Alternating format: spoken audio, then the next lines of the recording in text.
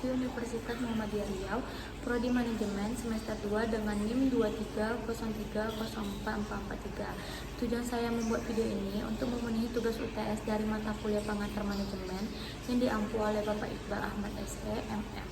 Yang pertama, konsep dasar manajemen dan organisasi. Manajemen adalah proses mengkoordinasikan pekerjaan orang lain untuk mencapai tujuan organisasi. Tugas-tugas manajemen termasuk perencanaan, perorganisasian, memimpin, dan mengendalikan. Organisasi adalah entitas sosial yang secara sadar dikoordinasikan, yang memiliki batasan yang relatif, bisa diidentifikasi dan berfungsi atas dasar yang relatif terus-menerus untuk mencapai tujuan bersama atau tujuan tertentu.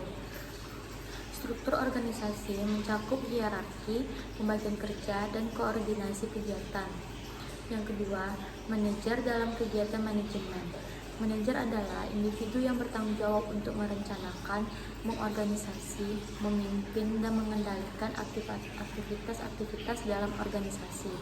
Manajer berfungsi pada berbagai kegiatan, seperti manajer puncak, manajer menengah, dan manajer lini pertama. Peran manajer dapat dibagi menjadi 3 kategori utama. Yang pertama, peran interpersonal, meliputi figur kepala, pemimpin, dan penghubung. Yang kedua, peran informasional, meliputi monitor, diseminator, dan juru bicara. Yang ketiga, peran pengambilan keputusan, meliputi pengusaha, penanganan gangguan, alokasi sumber daya, dan negosiator. Yang ketiga, tanggung jawab sosial dan etika manajemen. Tanggung jawab sosial adalah komitmen perusahaan untuk berkontribusi terhadap pembangunan ekonomi yang berkelanjutan dengan cara bekerja bersama karyawan, keluarga mereka, komunitas tempat, dan masyarakat umum untuk meningkatkan kualitas hidup. Etika manajemen adalah prinsip moral yang mengarahkan tindakan dan keputusan manajer. Ini mencakup masalah seperti kejujuran, integritas, transparansi, dan keadilan. Manajer harus mempertimbangkan dampak keputusan mereka terhadap semua pemangku kepentingan, termasuk karyawan, pelanggan, pemasok, dan masyarakat luas. Yang keempat, perencanaan dan manajemen strategi. Perencanaan strategi adalah proses mendefinisikan strategi atau arah dan membuat keputusan mengenai alokasi sumber daya untuk mengejar strategi tersebut. Contohnya, menetapkan visi dan misi. Visi adalah pandangan masa depan yang diinginkan, sementara misi adalah tujuan dasar yang mendefinisikan keberadaan organisasi. Yang kedua, analisis, mengevaluasi kekuatan, kelemahan, dan ancaman. Yang ketiga, menetapkan tujuan jangka panjang, mencapai hasil yang spesifik dan terukur. Yang keempat, merumuskan strategi, merancang rencana tindakan untuk mencapai tujuan. Yang kelima, mendirikan dan memperbarui organisasi.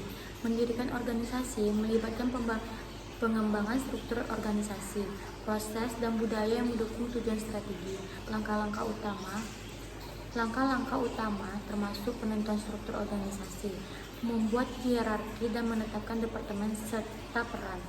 Yang kedua, pembentukan budaya organisasi, mengembangkan nilai-nilai norma dan kepercayaan yang dipegang bersama. Memperbarui organisasi mencakup adaptasi terhadap perubahan lingkungan eksternal dan internal. Ini dapat melibatkan restrukturisasi, inovasi proses, dan perubahan budaya untuk memastikan organisasi tetap kompetitif dan relevan. Yang keenam, manajemen sumber daya manusia. Manajemen sumber daya manusia adalah proses yang berfokus pada pengelolaan orang dalam organisasi. Mencakup yang pertama, rekrutmen dan seleksi, menarik dan memilih individu yang paling cocok untuk posisi tertentu. Yang kedua, pelatihan dan pengembangan, meningkatkan keterampilan dan pengetahuan karyawan untuk kinerja yang lebih baik. Yang ketiga, manajemen kinerja, menetapkan standar kinerja, mengevaluasi kinerja karyawan, dan memberikan umpan balik.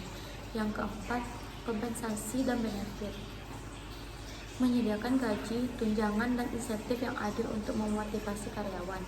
Yang kelima, hubungan karyawan, mengelola hubungan antar karyawan dan organisasi, termasuk menangani konflik dan memastikan kepuasan kerja, Memahami dan menerapkan konsep-konsep ini sangat penting bagi keberhasilan keberlanjutan organisasi dalam menghadapi dinamika lingkungan bisnis. Sekian dari saya. Assalamualaikum warahmatullahi wabarakatuh.